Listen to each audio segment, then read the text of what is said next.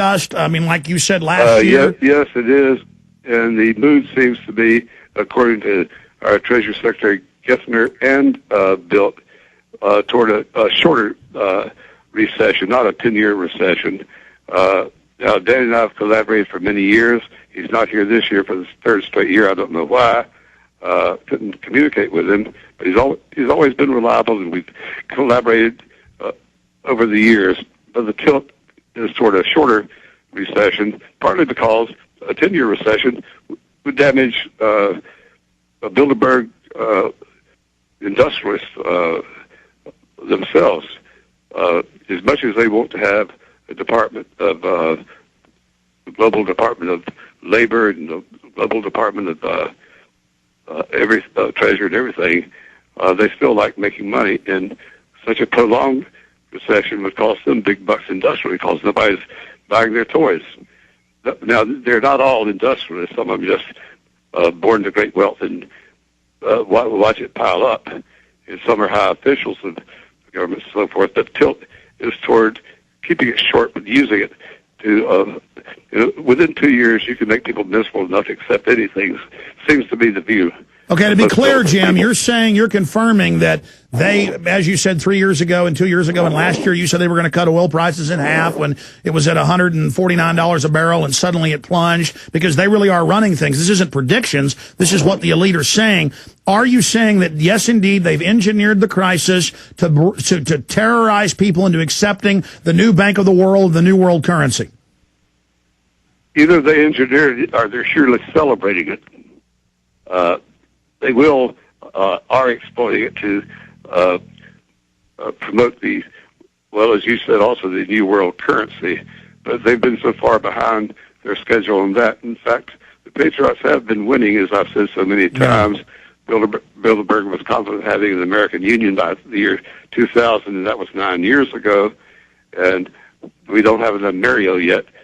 They were first wanting to just dollarize the Western Hemisphere, but now they want to be in the Amerio.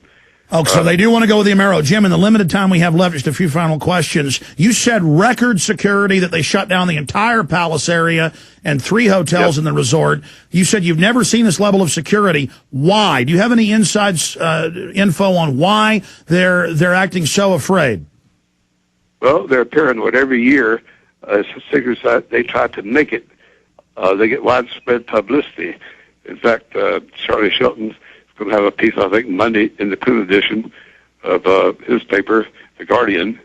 There's a lot of freelance reporters here, others associated with various broadcast networks and newspapers, and there's seems to be just about as many journalists as there was before. And it's hard to get the for demonstrations with cars being stopped and people bullied or fully 2.5 miles away from the scene of the gate.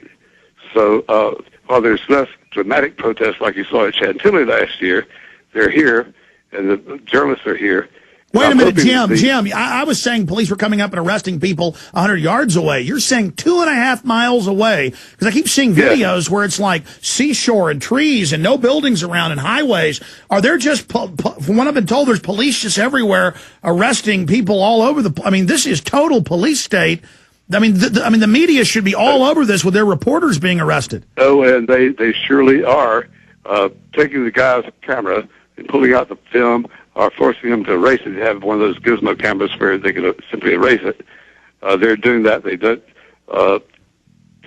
Charlie Shelton 3 times. He's a glutton for punishment. And there's been a large number of guys who've told us those experiences. Okay, Jim, Jim Tucker, in closing, when are you getting back to the United States so we can get a full 30-minute report here on air from you? When are we going to see the big print edition in American Free Press with all of the details? That will be in the one that goes to press next Thursday. The next one you get, if you have, let's see, this is Friday. The one mailed out today, or Thursday night, last night, we'll have the story filed prior to the meeting itself. Okay, what has security done to you? Because you always do the ritual of trying to walk into the gate. Have you not done that this time? Well, I did, but didn't say a word to me. They just turned made the cab driver turn around, and I was speaking to them, but they just gave me that a funny look. As you know, they've known me for years from the photographs they've taken, and so he knew who I was. Well, several cops knew who I was, but they told that the cab driver he had to go away, and so, well, the way the gate was locked, he couldn't even crash through if he wanted to. Jim, do you think they were angry from last year when we were only 50 yards away, bullhorning them with you there? Well, they're angry from every year. Yeah. Every year they're angry that they've been discovered. They're angry that there's protesters. They're angry that there's reporters. But I'm hopeful that they'll cough up the list because of major newspapers are now covering the story. There's a heavy story in the Times of London today, and there's going to be more tomorrow. So I'm hoping they'll cough it up. But in closing, Jim. Sure. In closing, Jim, to interrupt you because we're almost out of time in 30 seconds. They seem to be very grim-faced, you said in your article in American Free Press. Are they upset? Are things going well for them? No, things are going bad for them. Americans are responding. The Europeans are responding. And their program has been blocked. They're still trying to do these things we discussed earlier. And we have to keep fighting so that they don't succeed. Well, this is the Global Cabal, and you're there on the front lines, once a voice in the wilderness, now many people joining you. Jim Tucker, go with God. We're praying for you, and we'll talk to you again next week. Great job, sir. Thank you. Bye. All right, there goes Jim Tucker. All right, ladies and gentlemen, stay with us. Coming up, we'll talk to the London Guardian reporter, who's reportedly been detained or harassed or arrested for the third time.